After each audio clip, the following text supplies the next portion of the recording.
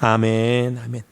우리 말씀, 우리 한 절 보고요. 우리 또 성경 목도가 찬양 한번 하겠습니다. 말씀은 출애굽기 3장 9절 10절입니다.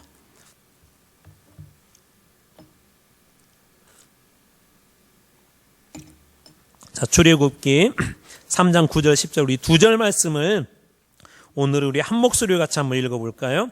자, 같이 읽습니다. 시작.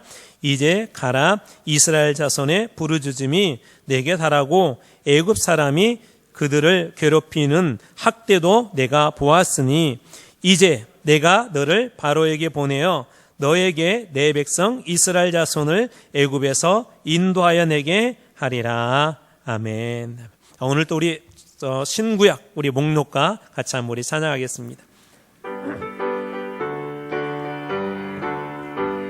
창세기 출애굽기 레위기 민수기 신명기 여호수아 사사기 룻기 사무엘 상하 열왕기 상하 역대상하 에스라 느헤미야 에스더 욥기 시편 잠언 전도서 아가 이사야 에레미야 에가 에스겔 다니엘 호세야 요엘 아모스 오바댜 요나 미가 나움 하박국 스바냐 학개 스가랴 말라키. 아멘. 구약 몇 권이라고요? 구약 몇 권? 39권. 신약 몇 권? 27권. 그래서 어떻게 외우면 쉽다고요? 39, 27. 오늘은 저희들 이제 그 중에 저희들 구약 부분에서 출애굽 시대에 대해서 함께 나누려고 합니다. 출애굽 시대. 유인물이 있거든요. 혹시 없으신 분들은 우리 뒤쪽에 유인물하고 볼펜이 준비되어 있으니까 가져다가 또 오늘 말씀 공부 같이 해나가면 좋을 것 같습니다. 자, 우리 지난 시간에 했던 거 간단히 한번 정리하도록 하겠습니다. 우리 지난 시간에는 혹시 무슨 시대에 대해서 했죠? 족장시대. 그렇죠. 정리해 볼게요. 첫 번째, 하나님이 세상을 창조하셨어요. 무슨 시대? 창조시대. 그런데 이 노아 시대 때 홍수까지 있고 또 바벨 때까지 인간이 흩어졌잖아요. 그리고 나서 실제적으로 이스라엘의 역사가 아브라함 때부터 시작이 되는데 이제 아브라함 그리고 이삭 그리고 야곱 이 세 명의 그 족장들이 있는데 이 시대를 우리가 족장시대라 그렇게 이야기합니다. 그래서 이 족장시대는 창세기 12장부터 50장까지가 바로 이 족장시대로 되어 있고요. 창조시대는 1장부터 11장까지. 그래서 이스라엘의 실제 역사가 이 족장시대에 시작되어서 그 앞의 역사를 창조시대를 우리가 원역사 그렇게 부르기도 합니다. 자, 이 족장시대 3명 그 족장 누구누구라고 그랬죠? 제가 방금 말씀드렸는데 아브라함 그리고 그 아들 이삭 그리고 이삭의 아들 누구죠? 야곱이에요. 야곱. 그리고 이제 이 야곱에서 그 요셉과 그 12지파가 나옵니다. 12지파에 좀 특이한 것은 요셉이 들어가지 않고 요셉의 그 두 아들들이 이제 이곳에 들어가고 레위가 빠진다고 그랬죠. 레위는 제사장의 지파이기 때문에 이 레위가 빠집니다. 자, 오늘은 우리가 출애굽 시대에 대해서 한번 나누려고 하는데 출애굽 무슨 뜻이죠? 출애굽이 출애굽. 출은 그 나간다는 말이거든요. 애굽에서 나가는 거, 탈출하는 거. 우리 엑소도스라고도 하잖아요. 그래서 영화에서도 아마 종종 여러분들이 보셨을 터인데 애굽에서 탈출한 그런 이야기 그리고 이 광야를 방황하던 그게 그 출애굽 시대예요. 제가 지도에다 표시를 해놨는데 저 빨간 부분이 그 애굽의 땅이고 이제 그 중에서도 이 야곱과 70명의 사람들 나중에 이제 이스라엘 백성들이 이 200만 명이 넘는 사람들이 거주했다고 그랬죠. 그 사람들이 그곳에서 탈출하여서 이제 가나안 땅으로 가는데 저기에 나와 있는 대로 가지는 않아요. 나중에 한번 뒷부분에서 어떻게 이동했는지 한번 그런 부분들은 나눠보려고 합니다. 애굽은 오늘날로 얘기하자면 이집트예요. 이집트. 그래서 우리 성경에서는 애굽 그렇게 하는데 이렇게 부른 이유는 우리나라가 성경을 번역을 할 때 중국어 성경을 많이 참조를 했거든요. 그래서 이제 중국에 보면 이제 중국어 발음으로 이집트를 애굽 그 아이즈라고 하는데 그렇게 불렀기 때문에 오늘날 우리 번역된 성경에 애굽 그렇게 되어 있습니다. 여러분들이 쉽게 이해하기는 오늘날의 그 이집트를 생각하면 될 것 같고, 애굽의 가장 높은 사람이 누구였었죠? 우리 성경에서는 계속 나오는데 그죠? 바로죠, 바로. 바로는 파라오예요, 파라오. 저도 예전에는 이게 바로가 우리나라의 무슨 세종대왕처럼 어떤 왕의 이름인 줄 알았거든요. 근데 그게 아니라 파라오예요, 파라오. 이게 성경에 이 바로가 계속 나오는데 벌써 막 시간이 꽤 지났는데 또 계속 바로가 나와요. 그것은 그 사람의 그 왕의 이름이 아니라 그 직책. 파라오라는 걸 여러분들이 염두에 두면 출애굽을 읽을 때 조금 도움이 되실 것 같습니다. 이 출애굽 시대 때는 크게 이제 4개의 그 성경이 이렇게 관련이 있어요. 대표적으로는 그 줄기를 잡는 성경은 출애굽기고, 그리고 이제 예배와 제사법에 대한 이야기가 레위기에 나오고요. 그 다음에 민수기는 이 광야에서 백성들의 숫자를 세었다 해서 민수기거든요. 그리고 이제 신명기는 마지막으로 모세가 유언처럼 광야에서 태어난 세대들이 있잖아요. 이 세대들은 하나님을 잘 모르잖아요. 그래서 이제 가나안 땅에 들어가기 전에 일종의 재교육을 합니다. 일종의 복습을 하는데 그 복습에 대한 이야기들이 저 신명기에 기록이 되어져 있습니다. 그래서 출애굽 시대는 크게 출애굽기, 레위기, 민수기, 신명기 그래요. 그러니까 모세 오경에서 창세기를 뺀 출애굽기, 레위기, 민수기, 신명기 이 4권이 이 출애굽 시대와 관련이 되어져 있습니다. 이 출애굽 시대 때 가장 중요한 인물 한 사람을 뽑으라면 누굴까요? 그렇죠. 모세죠. 모세가 가장 중요한 인물이고, 이 모세가 자기는 말을 잘못한다고 하니까 하나님 옆에 붙여주신 모세의 형이 있었어요. 한 사람을 더 뽑으라고 한다면 아론을 뽑을 수 있고요. 그리고 또 거기에다 한 사람 더 뽑으라고 한다면 중간에 아말렉과도 전투를 하고 실제적으로 이제 정복 시대에 아주 중요한 역할을 한 그 여호수아를 뽑을 수 있습니다. 근데 모세가 참 잘했던 것이 뭐냐면, 모세 다음에 후계자를 이제 여호수아를 세우잖아요. 근데 여호수아를 잘 세웠다고 생각되는 이유 중에 하나가, 모세 다음에 해야 될 역할은 이제 가나안 땅에서 정복 전쟁을 해야 되거든요. 근데 이 일에 정말 가장 적합한 사람이 그 여호수아였습니다. 그래서 이제 실제적으로 여호수아는 우리 다음에 볼 정복 시대에 아주 중요한 인물이지만, 그러나 출애굽 시대에도 아주 중요한 역할들을 합니다. 우리 오늘 청년들 이렇게 찬양을 했잖아요. 우리 교회에서 지금은 찬양하고 청년부로 역할하지만 앞으로 우리 이 모세보다도 더 훌륭한 우리 교회 지도자들이 우리 청년들에게 나올 수도 있어요. 예, 별로 아멘 소리가 작네요. 저희들보다, 저희 세대보다도 정말 훌륭한 그런 우리 청년들 중에 그런 지도자들이 나와서 지금은 우리가 가나안 땅에 못 들어가 할지라도 또 다음 세대 그 여호수아 시대를 통해서 하나님께서 가나안 땅을 축복해 주시고 또 그 땅이 12지파에게 골고루 분배되어지는 것처럼 하나님께서 지금은 이 변방에 있는 사람 같지만 어느 순간에 여호수아처럼 반짝 등장하게 하시고 주인공이 되게 하시는 그런 역사들이 있을 수 있다는 거예요. 저는 참 우리 교회 와서 감사한 게, 진짜 거짓말이 아니라요, 우리 교회 청년들이 진짜 예뻐요. 얼굴도 예쁘지만 제가 신앙들 보니까 정말 예쁜 이런 청년들 없습니다. 그래서 제가 우리 장로님들한테 뭘 부탁드렸냐면, 장로님들 우리 청년부가 뭐 하겠다고 하면 다 지원해달라고, 나쁜 짓 아니면은 막 차도 쓰겠다고 하면 그냥 마음껏 써라고 그렇게 하라고. 청년들이 아멘 안 하네요.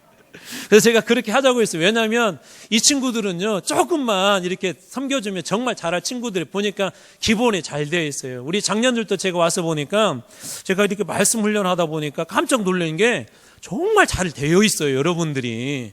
이제 그것들이 잘만 이렇게 좀 정리되어지고 이거 잘만 열매 맺으면 될 정도로 이미 여러분들에게는 좋은 씨앗들이 다 뿌려져 있더라고요. 그래서 저는 여러분들이 저하고 이렇게 말씀 나누고 공부할 때 지금은 씨앗으로 가지고 있지만 그것이 발화해서 앞으로 우리 한마음교회 믿음의 큰 나무들이 여기저기에서 많이 이렇게 자라고 세워져서 하나님 주신 축복의 열매들이 곳곳에서 맺혀지는 믿음의 큰 나무들이 여러분이 다 되실 줄로 믿습니다.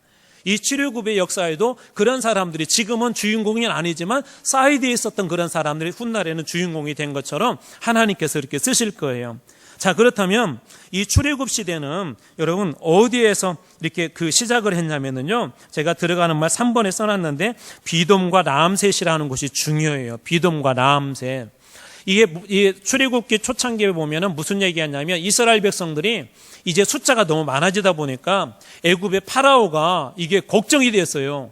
이러다가는 우리나라가 먹혀버릴 것 같아요. 그리고 이 사람들은 재밌는 게 우리 옛날에는 자녀들 이렇게 나면은 잘 죽었어요. 그래가지고 호적을 좀 늦게 해요. 그래서 어떤 사람 막 1년도 늦고 2년도 늦고 그런 경우들이 많이 있잖아요. 아마 이 중에도 계실 거예요. 그래서 이때 당시도 그런 일이 많이 있었는데 이상하게 이스라엘 사람들은 그 자녀들도 태어나도 잘 죽지도 않고 막 번성을 한 거예요. 그러다 보니까 애굽의 파라오가 이러다가 우리 안 되겠다 해서 어느 날 이 사람들을 갖다가 이제 요셉도 알지 못하고 야곱도 알지 못하는 파라오가 노예로 삼아버리거든요. 그런데도 노예로 삼았는데도 여전히 계속 번성을 하다 보니까 이 사람들 안 되겠다, 좀 힘들게 해야 되겠다 해서 비돔과 라암셋이라는 성을 건축을 하게 되는데 힘들게 그걸 막 하게 해요. 근데 바로 이 지역이 어떤 지역이냐면 야곱하고 그 70명의 사람들이 이제 그 요셉이 총리로 있다는 걸 알고 들어왔을 때 이들이 바로를 통하여 얻은 땅이 바로 이 고센 지역인데 고센 지역에 바로 이 라암셋과 비돔이 있습니다. 그리고 전에 말씀드렸던 것처럼 이 고센 지역, 라암셋하고 비돔 지역은 어떤 곳이냐면 애굽의 나일강이 아주 중요하잖아요. 나일강 끝자락에 삼각주가 있는데 가장 비옥한 땅이에요. 농사도 짓기도 좋고 목초지도 아주 좋고 그러니까 좋은 땅에 그 요셉 그리고 이 야곱의 70명의 가족들이 그곳에 정착했던 것이죠. 바로 출애굽은 이곳에서 시작합니다. 그런데 이때 당시에 이스라엘의 영적 상태를 보면 상당히 연약했어요. 그 말씀을 우리가 출애굽기 3장 2절에서 대표적으로 볼 수 있는데요. 한번 읽어보겠습니다. 출애굽기 3장 2절 말씀 같이 읽습니다. 시작. 여호와의 사자가 떨기나무 가운데로부터 나오는 불꽃 안에서 그에게 나타나시니라. 그가 보니 떨기나무에 불이 붙었으나 그 떨기나무가 사라지지 아니하는지라. 여기 보면 한 그 나무가 등장하죠. 무슨 나무죠? 떨기나무예요. 떨기나무. 떨기나무는 우리말로 번역을 하자면 떨기나무 이렇게 번역했지만 좀 더 뭐 정확하게 번역하려면 가시덤불 그게 좀 훨씬 더 그 가까울 것 같아요. 그리고 이 땅이 말라 있다 보니까 나무들도 말라 있거든요. 바람이 가끔 이렇게 불면은 이 나무들끼리 부딪혀 갖고 막 스스로 불이 나가지고 그냥 쉽게 타서 없어져 버리는 이 제목으로 이 집을 짓는 그런 제목으로 쓸 수 없는 게 저 떨기나무예요. 그래서 이스라엘 백성이 이때 당시 어떤 영적 상태를 가지고 있는지 하나님께서 모세에게 보셨는데 그런 떨기나무 같다는 거예요. 볼품도 없고 어디 쓸모도 없고 광야에 버려지고 다 말라 비틀어져 버린 볼품없는 그런 떨기나무 가운데 하나님께서 거기에 나타나셨다는 게 중요합니다. 더 중요한 사실이 뭐냐면 그 떨기나무 가운데 불이 붙었대요. 근데 그 떨기나무가 사라지지 않는데요. 앞에 설명드렸던 것처럼 이 떨기나무들이 종종 서로 이렇게 부딪혀서 불이 나서 타서 없어져 버리거든요. 그런데 이 떨기나무는 이 모세가 보니까 없어지지 않고 그곳에 이 불은 계속 타오르고 있는데 신기한 장면을 이 모세가 보게 됩니다. 그리고 나중에 그것이 하나님의 임재라는 걸 모세가 깨닫게 되죠. 그러니까 이 모습은 모세에게 어떤 걸 보여주냐면 지금 이스라엘이 영적으로 볼 때 다 말라비틀어진 떨기나무 같지만 그 가운데 하나님이 임재해 계신다는 거예요. 하나님께서 함께 계시다는 거예요. 여러분 여기서 우리가 봐야 될 중요한 교훈들이 있습니다. 여러 번 여러분들이 설명드렸던 것처럼 그 사람이 볼품없는 것 같고 그 교회가 볼품없는 것 같고 다 끝난 것 같아도 여러분 하나님이 그곳에 계시면 하나님께서 그곳에 함께 계신다면 반드시 역사를 이루는 날이 오게 될 줄로 믿습니다. 여러분 노예가 볼품없는 그 노예의 민족들이 어떻게 그 많은 사람들이 애굽에서 그때 당시 세계 최강이거든요. 최고로 좋은 무기들을 가지고 있는 그 민족이 그 속에 포로로 잡혀있는 그런 사람들이 어떻게 출애굽을 하고 그 가나안 땅의 주인이 될 수 있었을까요? 그것은 바로 떨기나무처럼 보잘것없지만 그 가운데 하나님이 계셨기 때문에 그런 것입니다. 자, 이제 하나님께서 그래서 모세를 부르시고 아론을 붙여주셔서 이제 출애굽을 진행하시는데 그 첫 번째 단계가 뭐냐면 이 바로에게 하나님께서 10가지 재앙을 보여주세요. 근데 이 10가지 재앙의 가장 중요한 특징은 뭐냐면 이 10가지 재앙 하나하나를 오늘은 지금 시간이 설명할 수 없는데요. 하나하나를 보면 애굽의 신들과의 전쟁인 걸 알 수가 있습니다. 그러니까 하나님께서 애굽의 신들과 전쟁을 하는 거 10가지 재앙을 통해서 보여주시는 거예요. 첫 번째, 두 번째, 세 번째는 그들도 흉내를 내잖아요. 근데 어느 순간부터 흉내를 못 내요. 그게 뭐냐면 애굽에 있는 그때 당시에 아무리 많은 신들, 훌륭한 신들이 있어도 하나님을 이길 수 없다는 거예요. 하나님은 지존하시는 가장 높으신 분이 바로 하나님이시라는 것을 이것을 통해서 보여주십니다. 그리고 무엇보다도 가장 중요한 사실이 마지막 10번째 재앙인데, 이 10번째 재앙에 어린 양의 피와 장자의 죽음으로서 드디어 이 바로가 두 손도발을 다 들게 돼요. 그리고 나서 이제 이 애굽에서 이스라엘 백성이 떠날 수 있도록 그것을 허락하여 주게 됩니다. 이 어린 양의 피와 장자의 죽음은 제가 뒷부분에 다시 한번 그렇게 설명하도록 하겠습니다. 자, 그런데 그때 이제 우리가 유월절이라는 그런 절기가 그때 생겼잖아요. 근데 이들이 막 이렇게 나오게 되었는데, 급하게 나오다 보니까 뭐 제대로 가지고 나온 것도 없고, 그곳에서 나름대로 이것저것 주워서 가지고 나왔지만 식량도 2개월 만에 다 떨어져 버렸어요. 여러분 잘 알듯이 광야라는 그곳은 무엇을 얻는다는 게 쉽지 않거든요. 더군다나 200만 명이 되는 사람들이 그 광야의 길을 40년 동안 걸어가야 되는데, 그 40년 동안 어떻게 갔냐는 거예요. 그 약속의 땅을 어떻게 갔냐는 거예요. 거기에는 하나님의 보호하심과 인도하심이 계셨기 때문에 그렇습니다. 제 인생 하나만 놓고 보더라도 지금 이렇게 와서 보니까 하나님이 그때 거기 계셨구나, 그런 때가 정말 많이 있었던 것 같아요. 특별히 군생활 중에 저는 하나님께서 정말 나와 함께 하시는구나, 하나님께서 나를 보호해 주시는구나, 하나님은 나를 지켜주시구나, 그런 걸 많이 경험을 했어요. 여러분, 우리가 느끼지 못하고 알지 못해서 그렇지, 하나님은 여러분이 어떠한 삶 속에 있든지 지켜주시고 보호해 주시고 인도하신 걸 여러분 믿으시기 바랍니다. 이스라엘 백성들이 광야의 삶을 보면 끊임없이 원망하고 불평하는데도 하나님이요 끝까지 놓지 않는 게 있어요. 그들을 지켜주시고 보호해 주시고 인도해 주셨다는 거예요. 그래서 첫 번째 어떻게 하나님께서 보여주냐, 구름기둥과 불기둥으로 이렇게 보여주셨어요. 구름기둥과 불기둥으로. 그래서 구름기둥과 불기둥을 통해서 인도해 주시고, 구름기둥과 불기둥을 통해서 보호해 주시고, 한 장면을 여러분에 잠깐 소개하자면, 우리 지난번에 제가 말씀을 보았는데요, 이제 출애굽 막 해가지고 홍해를 건너기 전에 홍해 앞에 딱 서 있었을 때 애굽의 군대가 쫓아오잖아요. 그런데 그들을 덮칠 수 있었거든요. 시간적으로 충분히. 그때 하나님께서 저 불기둥으로 막아주십니다. 애굽의 군대를 막아주세요. 접근하지 못하도록. 그리고 또 광야라는 곳은 또 어떤 곳이에요? 온도차가 심한 곳이에요. 이 낮에는 엄청 뜨겁지만 이 새벽에 밤에는 추워서 이게 너무 추운 곳이 광야인데, 그곳에서 하나님께서 불기둥으로 그들에게 따뜻한 난방도 해줍니다. 무료로 40년 동안. 놀랍지 않습니까? 40년 동안 하나님께서 그렇게 해주세요. 그리고 하나님께서 그들을 홍해도 건너게 해주시고요, 기가 막힌 길을 물속에다 준비해 두시지 않습니까? 제가 이 말씀 나누면서 여러분들에게 제가 도전했어요. 여러분 절망하지 마십시오. 왜 절망하지 말아야 될 것 같냐면, 우리는 홍해가 다 가로막고 있는 거고 길이 없는 것 같지만, 하나님은 기가 막힌 길을 어디에다 준비해 주셨어요? 그 바닷속에다가, 상상하지 못할 곳에다가. 여러분 지금 막혀 있어도 걱정하지 마세요. 여러분 하나님 우리가 붙잡고 있으면 하나님께서 기가 막힌 길들을 여러분들에게 분명히 열으실 때가 있을 줄 믿으시기 바랍니다. 뿐만 아니라 먹을 것도 하나님께서 40년 동안 책임지셨어요. 만나를 주시고, 또 고기가 없다고 하니까 메추라기를 통해서 하나님께 메추라기도 주세요. 또 가장 중요한 물이 없다고 하니까 반석에서 물이 나오기도 하시고요. 때로 이 아말렉이라는 사람들이 있었는데, 이 사람들은 이스라엘 백성들을 뒤에서 계속 괴롭히는 사람이에요. 우리 그런 사람 있잖아요. 조금 그 하이에나 같은 사람들이 있어요. 뒤에서 살살 건드리는 사람이죠. 살살 막 힘들게 그게 아말렉이에요. 아말렉. 우리 예전에 제가 그 공룡이 나오는 만화 영화인데, 무슨 영화인지는 생각은 잘 안 나는데, 제목은 생각이 안 나는데, 그 영화에 보니까 이 공룡들이 이제 새로운 땅으로 가는데요, 뒤떨어진 그 공룡들만 뒤에서 괴롭히는 공룡들이 있더라고요. 나쁜 공룡들이. 아말렉이 그런 존재였거든요.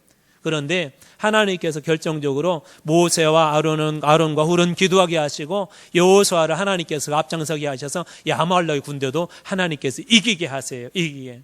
그래서 이 40년 동안 하나님께서 끊임없이 보호하시고 인도해 주십니다. 그런데 이러한 하나님의 보호하심과 인도하심이 있는데도요, 이 죄를 지은 인간들은, 하나님께서 저에게 주신 말씀은 구약성경에서만이 이룰 수 있다는 걸 주셨기 때문에, 평화, 대표적으로 너희들 구원받았지 않느냐.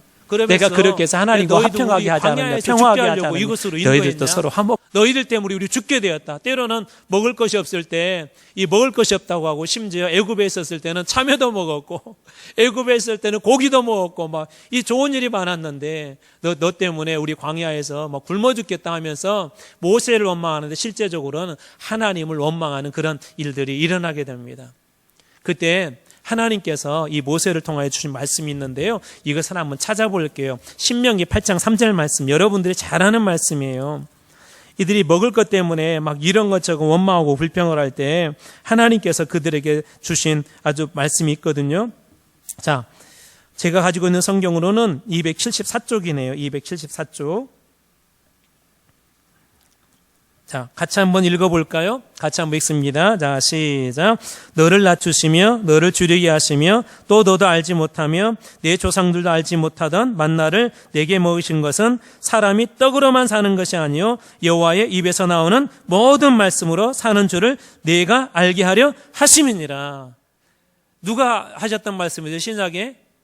그죠? 예수님께서 하신 얘기죠. 누구하고? 마귀가 시험을 할 때 예수님께서 하신 말씀이잖아요.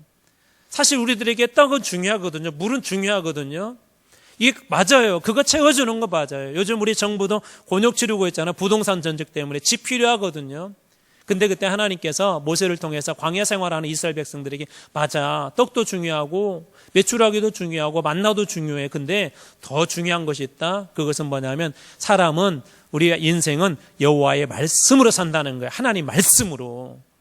여러분 이 사실을 꼭 기억하시기 바랍니다. 모든 걸 다 우리가 잃어버려도요. 하나님의 말씀이 있으면 그 말씀에는 여러분 생명이 있고 그 말씀은 길이기 때문에 하나님께서 그 말씀을 통하여서 가장 좋은 길로 여러분들을 인도하실 줄로 믿습니다. 이스라엘 백성들의 광야에서 끊임없이 훈련시킨 게 그거예요. 말씀대로 살아야 살 수 있다는 걸 하나님 보여주신 거거든요. 그런데도 맞아요. 주님 그렇게 고백을 해놓고 조금 가다가 어려운 일이 나면 또 원망하고 불평하고 그래요. 그래서 하나님께서 이 훈련의 기간을 무려 40년을 주는데 바로 못 가게. 아까 지도처럼 보면 바로 해안가에 큰 도로가 있거든요. 오늘날로 얘기하자면 고속도로가 있어요. 근데 그리 가지 않고 뺑 돌아가게 합니다. 그 지도를 한번 봐볼게요. 지도에 한번 그림만 한번 여러분 따라가면서 봐보세요. 이렇게 쭉 해서 시나이 반도 저 끝에 꺾어진 데가 시내산이고 올라가서 그냥 바로 또 간 것이 아니라 이렇게 뺑 돌죠. 한 바퀴 돌죠. 이게 바로 하나님 보내지 않고 무려 40년 동안을 이 광야에서 이스라엘 백성들이 이렇게 훈련을 받게 해요. 왜 그럴까요? 이 노예의 습성 중에 가장 큰 습성이 여러분 뭔지 아세요? 원망과 불평이에요. 여러분 신앙이 좋을 때와 신앙이 떨어질 때 한번 생각해 보세요. 여러분 신앙이 막 성령 충만할 때는 감사가 많아요. 성령 충만할 때는 조금 부족해도 아니 괜찮아 할 수 있어 그래요. 그런데 신앙이 떨어지고 기도가 없고 말씀이 없으면 이 모든 게 불평이에요. 어느 분이 그러시더라고요. 감사할 것은 막 일부러 찾아도 잘 안 보이는데 불평할 것은 찾지 않아도 눈에 막 보인대요. 여러분 그런 때가 많잖아요. 그렇다면 여러분 그때 생각하셔야 돼요. 아직도 내가 말씀이 없구나. 아직도 내가 영적으로 많이 낮은 수준에 있구나.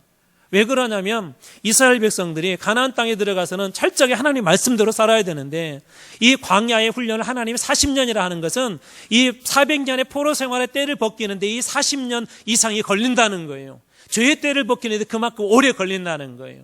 여기서 하나 여러분들이 배워야 될 교훈이 있어요. 왜 저 사람 교회 다니는데 금방 안 바뀌어? 여러분 사람 금방 바뀌지 않습니다. 사람 쉽게 바뀌지 않아요. 그런데 바뀌지 않는 것 같아도 그 사이에 놀라운 역사들이 한 걸음 한 걸음 여러분 이루어지고 있음을 여러분 믿으시기 바랍니다. 우리 자신도 가끔 실망하잖아요. 어느 순간에 내가 왜 그렇게 했을까? 믿음이 내가 있다고 해놓고 교회 장로인데 목사인데 왜 그렇게 했을까? 근데 아니에요. 여러분들이 그럼에도 불구하고 다시 하나님 앞에 나오고 그럼에도 불구하고 다시 말씀 앞에 나오고 계시다면 어느 순간에 보면 하나님께서 예전에 불평했던 것이 이제 감사로 바꿔주고 예전에 기도 못했던 것을 기도하게 바꿔주시고 하나님이 그렇게 훈련시킨다는 거예요. 이 광야의 40년은 이스라엘 백성들에게 바로 그런 훈련의 시간이었었습니다. 그러면서 또 하나 하나님이 주신 게 있어요. 가나안 땅에 들어가면 법이 필요하잖아요. 그래서 두 가지 법을 주시는데요. 하나는 십계명을 주세요. 십계명. 그리고 하나는 일반 법을 주세요. 이 지금 출애굽 시대 때 일어난 일입니다. 십계명을 주신 이유는 쉽게 얘기하자면 십계명은 성경 전체를 추격해 놓은 거예요. 그리고 거기에는 하나님에 대한 거, 그 다음에 사람에 대한 거 두 개가 다 있죠. 그리고 이 십계명을 주신 다음에 다른 곳에 보면 출애굽기 21장 그 뒤에 보면은 여러 가지 법들이 나와. 쉽게 얘기하면 민법도 나오고 상법도 나오고 그래요. 또 형법도 나오고 이런 법들을 하나님께서 주십니다. 왜 이런 법을 주셨을까요? 이런 걸 한번 생각해 보면 좋을 것 같아요. 하나님께서 아담과 하와를 만들어 놓고 에덴 동산에 이렇게 살게 하셨을 때 하나님이 마음껏 다 먹어라.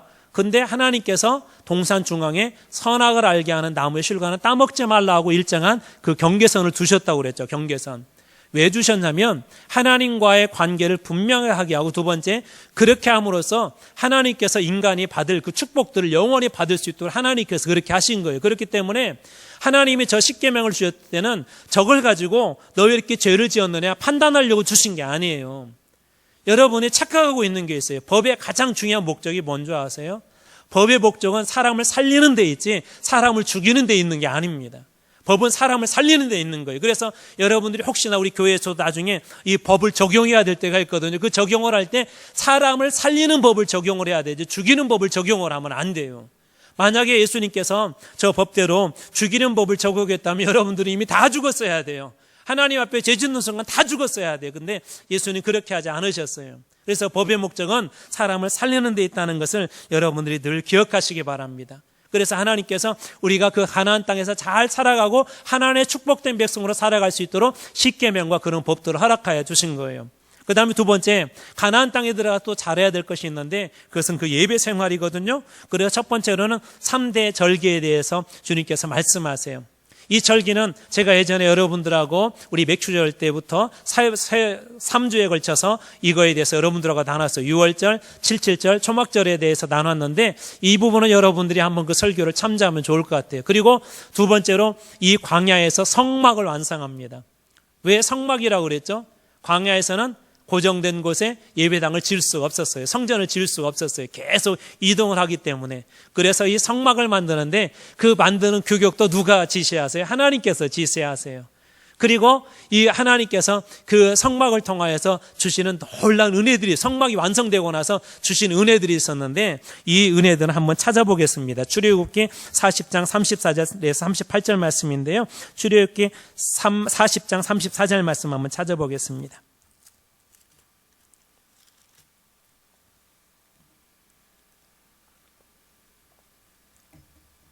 자, 첫 번째, 여러분들이 한번 이거 보세요. 자, 출애굽기 40장은 출애굽기에서 어떤 장이죠? 마지막 장이죠. 그리고 지금 여러분들하고 저하고 읽으려고 하는 말씀은 출애굽기 40장에서도 마지막 그 말씀이에요. 이게 출애굽 시대 실제적으로 결론과 같은 말씀이 바로 이 말씀이에요. 하나님께서 왜 출애굽을 시켰는지, 가나안 땅에서 가장 중요한 것이 무엇인지를 이 말씀에서 해주시고 있습니다. 자, 34절 말씀. 자, 구름이 같이 한번 읽어볼게요. 시작. 구름이 회막에 덮이고 여호와의 영광이 성막에 충만하매. 여기 회막이라는 말이 모인다 해서 회막이라고 하거든요. 근데 여기가 지금 무슨 얘기냐면 성막을 다 완성하고 난 후예요. 성막을 완성하고 난 후. 하나님이 말씀하신 대로 성막을 완성하고 난 후에 어떤 일이 일어났어요? 지금 보니까 구름이 회막에 덮이고 여호와의 영광이 성막에 어떻게 했다고요? 충만했다고 그래요. 충만했다. 저는 우리 한마음교회 성전에도 이 여호와의 영, 하나님의 영이 충만한 성전이 그렇게 되기를 축복합니다. 그 다음에 두 번째 35절 말씀 같이 한번 읽어보겠습니다. 시작. 모세가 회막에 들어갈 수 없었으니 이는 구름이 회막 위에 덮이고 여호와의 영광이 성막에 충만함이었으며 36절 시작. 구름이 성막 위에서 떠오를 때는 이스라엘 자손이 그 모든 행진하는 길에 앞으로 나아갔고 37절 구름이 떠오르지 않을 때는 떠오르는 날까지 나아가지 아니하였으며 38절 낮에는 여호와의 구름이 성막 위에 있고 밤에는 불이 그 구름 가운데 있음을 이스라엘 온 족속이 그 모든 행진하는 길에서 그들의 눈으로 보았더라. 행진하는 길에서, 무슨 길에서요? 행진하는 길에서. 누구의 눈으로? 이스라엘 백성의 눈으로 지금 무엇을 본 거예요? 성막 위에 하나님께서 이 영으로 충만하게 임재한 것도 보시고 성막 위에 구름이 있는 것도 보고 하나님의 불기둥이 있는 것도 보게 됩니다. 그래서 구름 기둥이 갈 때는 같이 움직이고 구름 기둥이 멈출 때는 같이 멈추고. 여러분 이게 뭐예요? 우리 보통 예배 그럴 때 우리가 하나님 앞에 드리는 예배만 생각하지만 여러분 실제적으로 우리의 삶, 그 예배를 갖다 확장시키면 여러분의 삶의 모든 것들이 예배예요. 하나님이 가라 하시면 그곳에 가고 하나님이 멈춰라 하시면 멈추고, 그리고 한 사람 한 사람이 우리 바울의 고백에 의하면 하나님의 성전입니다. 여러분들 한 분 한 분이 주의 성전이세요.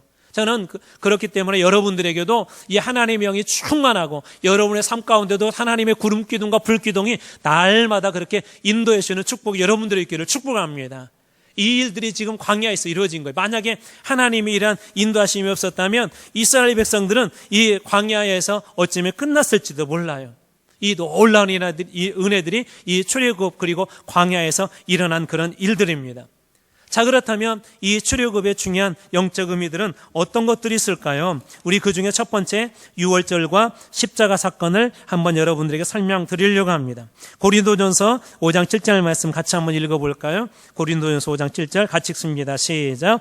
너희는 누룩 없는 자인데 새 덩어리가 되기 위하여 묵은 누룩을 내버리라. 우리의 유월절 양 곧 그리스도께서 희생되셨느니라. 우리 예수님에 대해서 표현할 때 뭐라고 표현하고 있죠? 우리의 유월절 양 곧 그리스도께서 희생되셨느니라. 그러니까 유월절 어린 양은 이제 다시 그걸 설명 한번 드릴게요. 이제 마지막 10번째 그 심판이 장자의 심판이었는데 하나님께서 말씀하세요. 야, 문설주에다가 어린 양을 잡아서 그 피를 발라라 그래요. 발라라.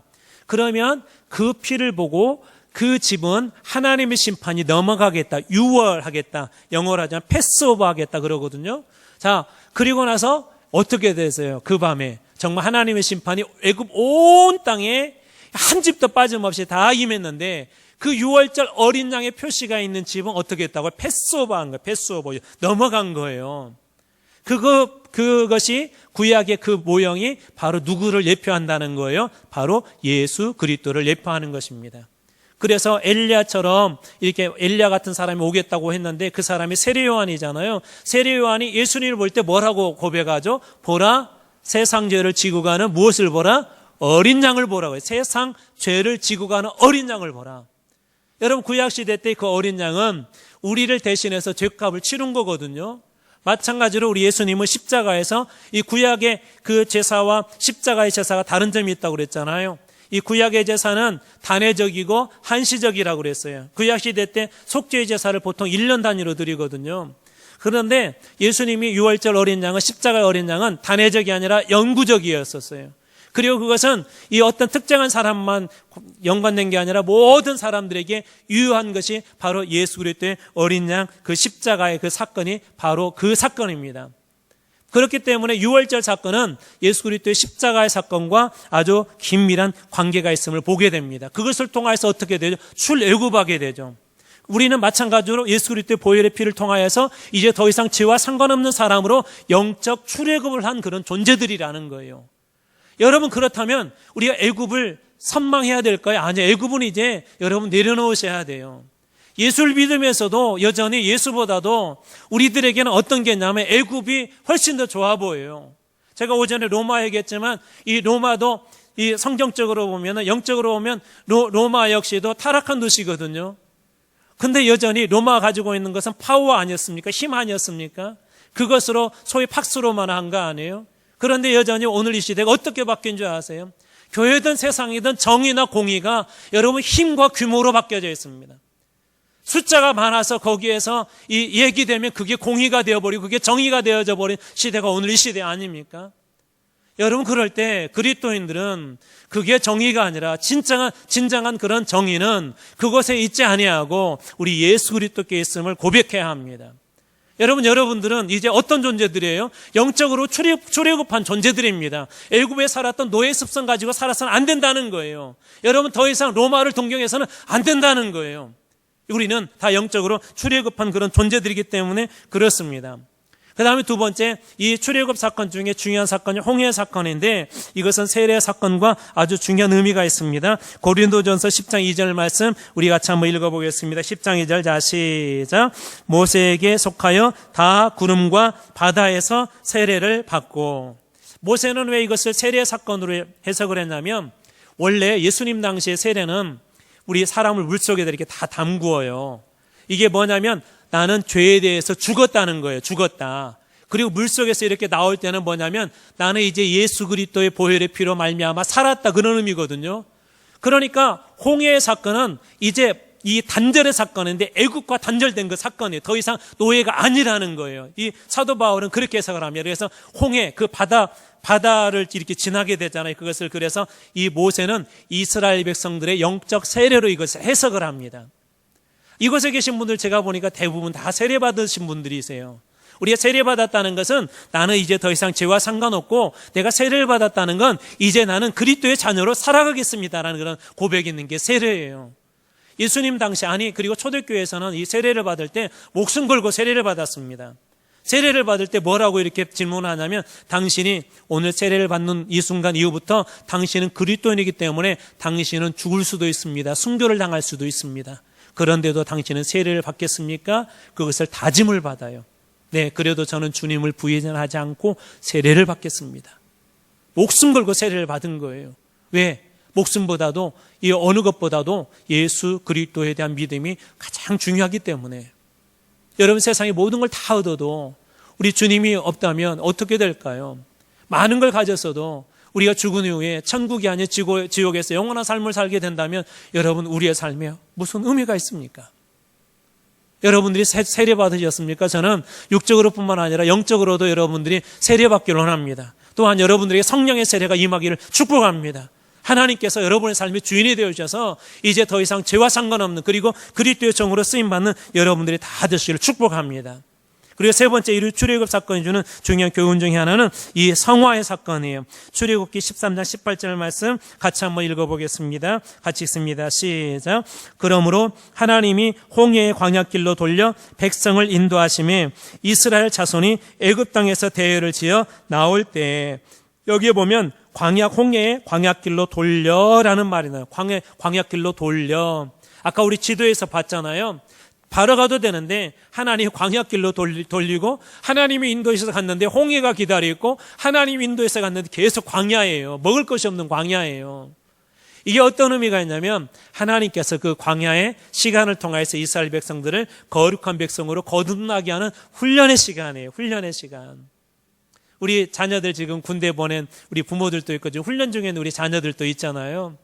군대 가서 훈련을 받아보니까 정말 힘들어요. 막 어느 때는 군대 안 왔으면 좋겠다. 막 그런 생각이 들어요. 그런데 여러분, 훈련이 제대로 되지 않으면 나중에 진짜 전쟁이 일어났을 때 가장 큰 위험한 일에 여러분 닥칠 수밖에 없습니다. 훈련이 잘 된 병사들은 이 전쟁이 일어나도 두렵지 않아요. 그리고 그 전쟁에서 완벽하게 훈련된 사람들은 이길 수 있는 영적 자신감들이 있어요. 근데 이 광야의 사건이 바로 그런 시간이었어요. 그래서 하나님께서 노예의 습성을 다 벗게 하고 그리고 거룩한 하나님의 백성으로 거듭나게 하는 곳이 이 광야였어요. 물론 하루아침에 벗어진 건 아니었었어요.